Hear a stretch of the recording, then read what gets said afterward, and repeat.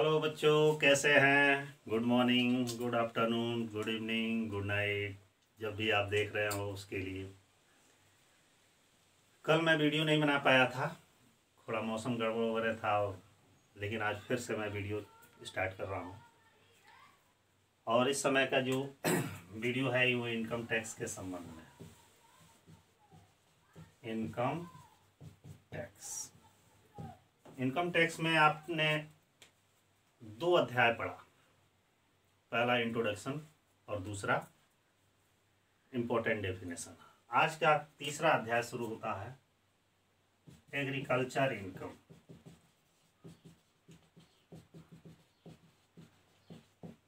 कृषि आय।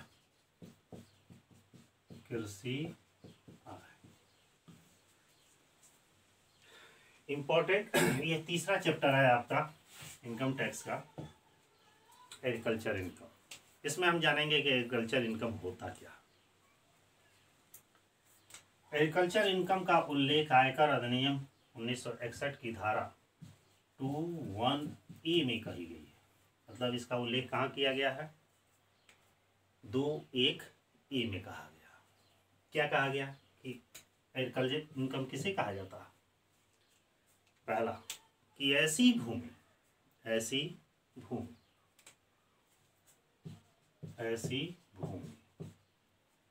जो भारत में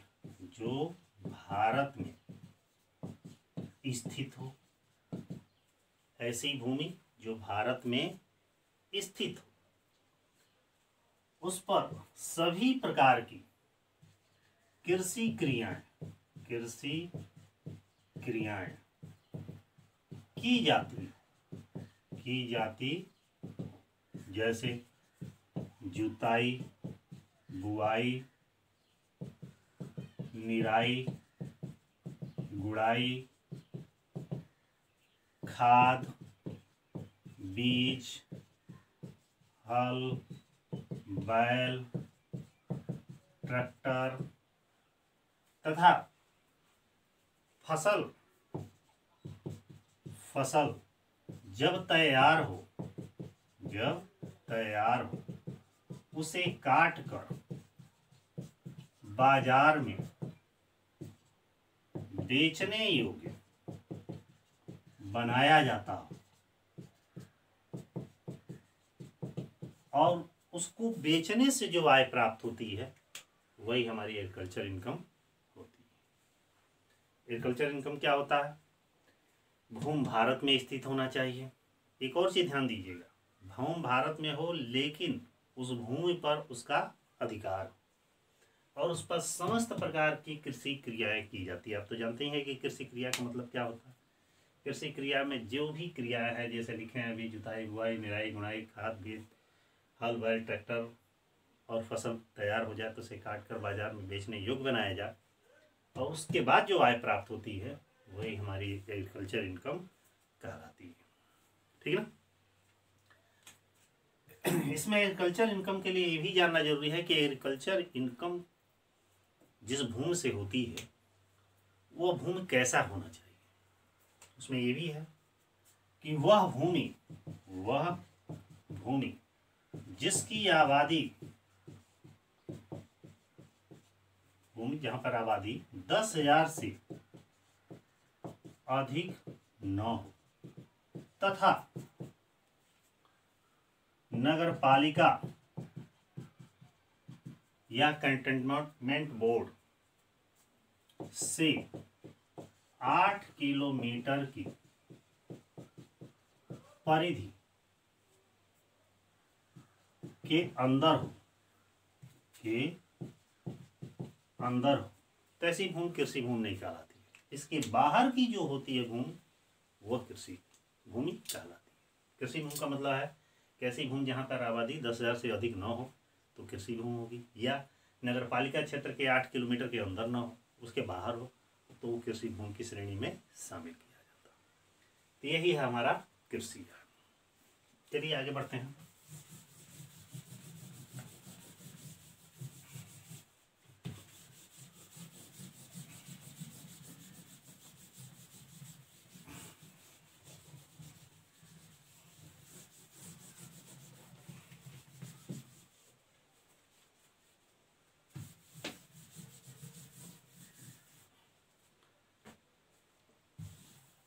अब जानेंगे हम कृषि आय की विशेषताएं। कृषि आय की विशेषताएं, कैरेक्टर ऑफ एग्रीकल्चर इनकम। कृषि आय की पहली विशेषता क्या होती है? कृषि आय की पहली विशेषता है कि कृषि जो आय है वह प्रत्यक्ष रूप से प्राप्त होनी चाहिए। मतलब सीधे तौर पर मिलनी चाहिए, मतलब सीधे कृषि क्रिया करने से प्राप्त होनी चाहिए। दूसरा, कृषि भूमि भारत में स्थित होनी चाहिए। कृषि भूमि भारत में स्थित होनी चाहिए। ऐसा नहीं कि विदेश में कृषि भूमि है, वहां कृषि क्रिया कर रहे हैं तो वो हमारी कृषि आय होगी, वो हमारी कृषि आय नहीं। तीसरा, कृषि भूमि का प्रयोग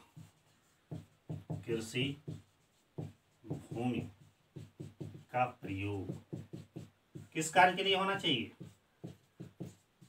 कृषि कार्यों के लिए होना चाहिए।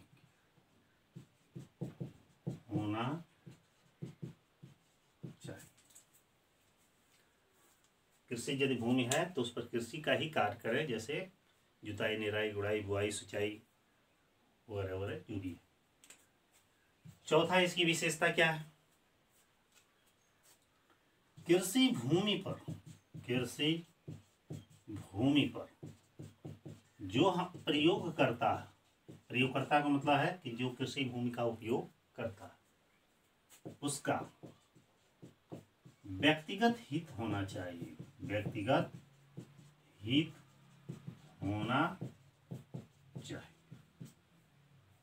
यही इसकी चार मुख्य विशेषता है।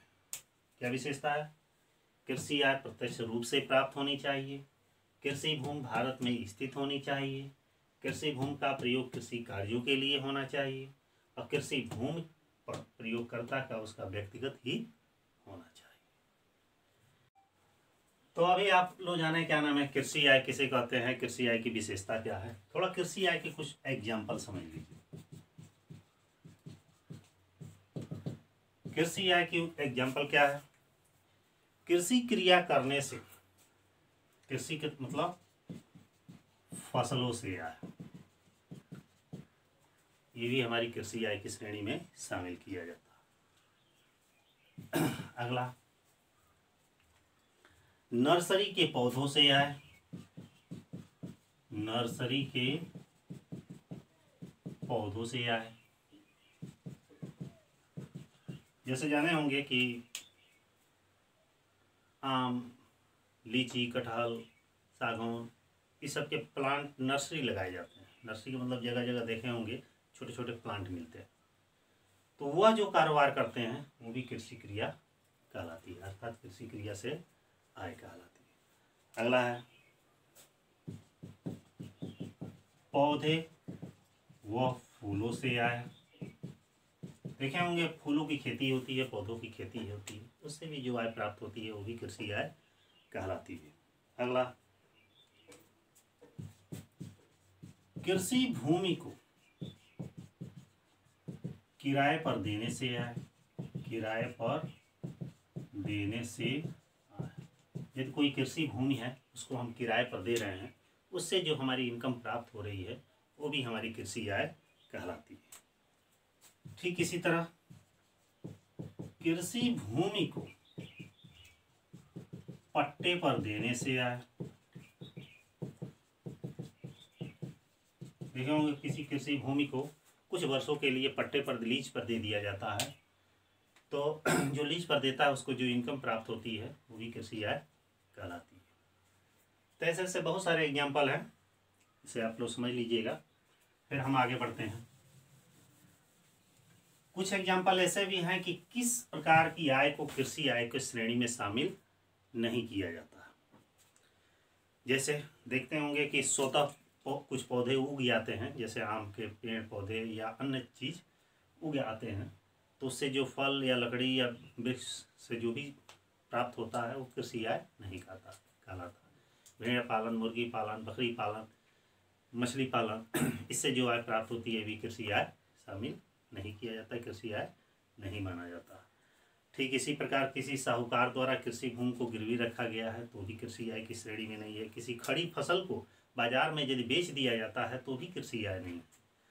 अर्थात किसी तालाब में जैसे सिंघाड़े उगाए जा रहे हैं तो भी कृषि आय नहीं है। मतलब कृषि आय का यहाँ मतलब यह है कि उस भूमि पर उसका स्वामित्व या हित होना चाहिए, भूमि भारत में स्थित होनी चाहिए, वह उस पर समस्त प्रकार की कृषि क्रियाएं की जानी चाहिए और जब वह फसल तैयार हो जाए तो उसे बाजार में बेचने योग्य बनाकर बेचना चाहिए, तब जो इनकम प्राप्त होती है वो कृषि आय कहलाती है। ठीक है, ओके, कंफर्म। अब आगे बढ़ते हैं कि कृषि आय के कौन कौन से प्रकार।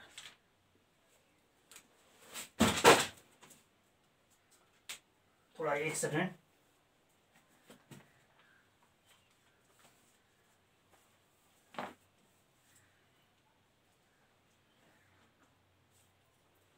कृषि आय के प्रकार।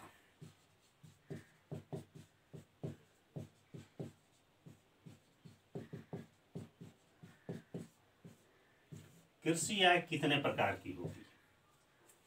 प्रकार तो हर विद्वानों द्वारा अलग अलग कहा गया है। तो कृषि आय के पहले प्रकार, किसी भी कृषि भूमि से कोई प्राप्त किराया होता है। जैसे कोई कृषि भूमि है किसी व्यक्ति की और वो किसी को किराए पर दे देता है, लेकिन किस कार्य के लिए? कृषि कार्य के लिए। तो वह जो किराया प्राप्त होता है वो कृषि आय कहलाता है। दूसरा इसका प्रकार है कृषि क्रिया करने से आय। कृषि क्रिया करने से आय, यदि उस कृषि भूमि पर हम समस्त प्रकार की कृषि क्रियाएं करते हैं तो वह भी है हमारी कृषि आय कहलाती है। तीसरा, ये भी प्रकार की श्रेणी में है, कृषि उपज को बाजार में बेचने योग्य बनाने से आय। यदि कोई कृषि उपज है, धान, गेहूं, मक्का, चना, उसको काट कर बाजार में जब बेचने योग्य बनाया जाता है और उससे जो इनकम प्राप्त होती है तो भी कृषि आय कहलाती है। अर्थात कृषि आय का ये तीसरा प्रकार। अगला, कृषि उपज को बेचने से आय। यदि हम कृषि उपज जो हमको प्राप्त होती है उसको हम बाजार में बेच देते हैं तो भी कृषि आय की श्रेणी में शामिल किया जाता है। अगला,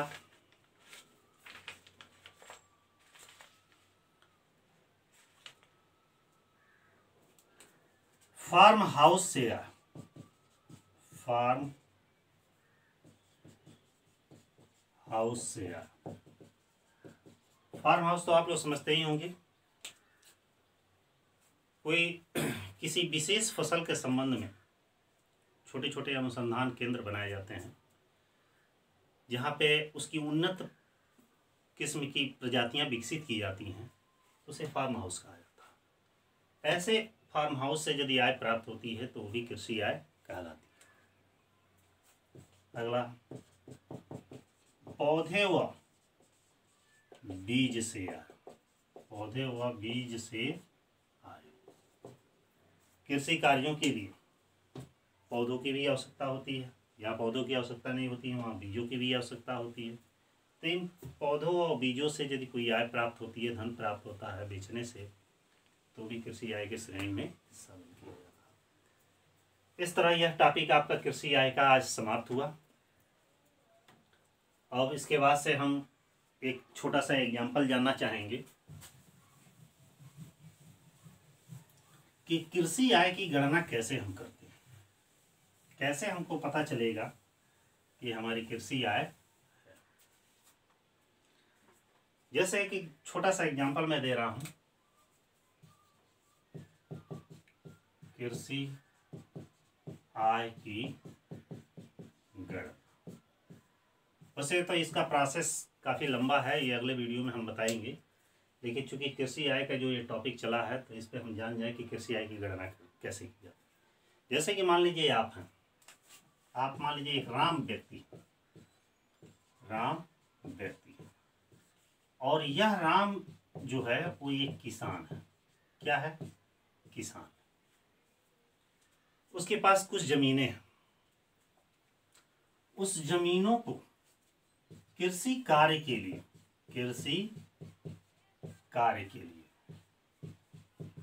क्या उसने किया? कुछ जरूरी खर्च किए। जैसे मान लीजिए उसको इतनी जमीनें हैं, मान लीजिए ये 10 कट्ठा जमीन है। 10 कट्ठा जमीन को बोने के लिए उसने खेत की जुताई की, और जुताई पर उसका जो खर्च हुआ वो 1000 रुपया। इसके बाद से इसने बीज लाया, बीज पर इसका खर्च, बीज पर इसका क्या हुआ? व्यय हुआ। कितना हुआ? मान लीजिए 500 रुपया। इसके बाद खाद पर इसने व्यय किया। कितना व्यय किया? खाद पर भी मान लीजिए 500 व्यय किया। उसके बाद से सिंचाई की, सिंचाई पर व्यय कितना किया? मान लीजिए 400। इसके बाद निराई, गुड़ाई आदि कार्य किया, इस पर भी 200 व्यय किया। इसके बाद से दवा वगैरह पर भी व्यय किया, दवाई पर व्यय किया, मान लीजिए 100 रुपया व्यय किया। फसल को उसने बेचा। कितने में बेचा? उसने 20,000 में बेचा। ज्यादा ही हो गया, कम कर दे रहे हैं, 10,000 रुपये में बेचा। इस प्रकार हम कृषि आय की गणना कैसे करेंगे? कृषि आय की गणना कैसे करेंगे? तो सबसे पहले हम शुरू करेंगे यहाँ पे computation of agriculture income. Computation of agriculture income हम असेसमेंट ईयर 2000,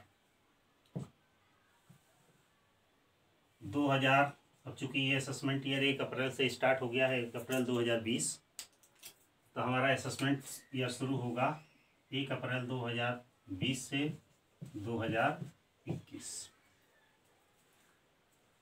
अब इसकी गणना हम कैसे करेंगे? सबसे पहले sale of agriculture produce, agriculture कृषि फसल को जो बेचने से इनकम प्राप्त कितना हुआ उसे 10। मतलब कुल हमने बेचा कृषि पदार्थ, कितने में बेचा? 20,000।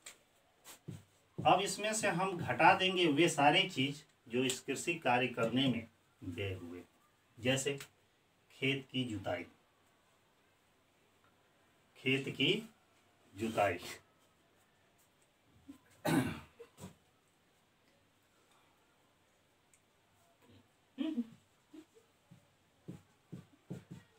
यहाँ लिख दे रहे हिंदी में, कृषि उपज की बिक्री। घटाएंगे इसमें से खेत की जुताई, कितना है? 1000। बीज पर व्यय कितना है? 500। खाद पर व्यय कितना है? 500। सिंचाई इरिगेशन कितना है? 400। निराई गुड़ाई कितना है? 200। दवा पर व्यय कितना है 100। बस टोटल जोड़ देंगे जितना एक्सपेंसेस हमने किया। तो 10 5 15 5 20 4 24 2 26 है 2700 रुपया हमारा व्यय। अब इसमें से हम इसको घटाएंगे 3, 9 में से 2 गया। यह जो हमारा आया यही हमारी क्या कहलाएगी कृषि आय अर्थात एग्रीकल्चर इनकम कहलाएगा। अब इस इनकम के आगे हम टैक्स लगाएंगे कि किस प्रकार का टैक्स लगाया जाएगा वो अगले वीडियो में आप जानिएगा। नेक्स्ट चैप्टर एक और शुरू होगा कि टोटल इनकम की गणना कैसे की जाती है, उसमें उसका उल्लेख किया जाएगा। तो कुल मिला के यही आपकी एग्रीकल्चर इनकम हुआ। इसी के साथ एग्रीकल्चर इनकम का आज का टॉपिक समाप्त हो गया। अगले वीडियो में आप जानेंगे कि नॉन एग्रीकल्चर इनकम क्या होता है। इस तब तक के लिए आप लोग को धन्यवाद।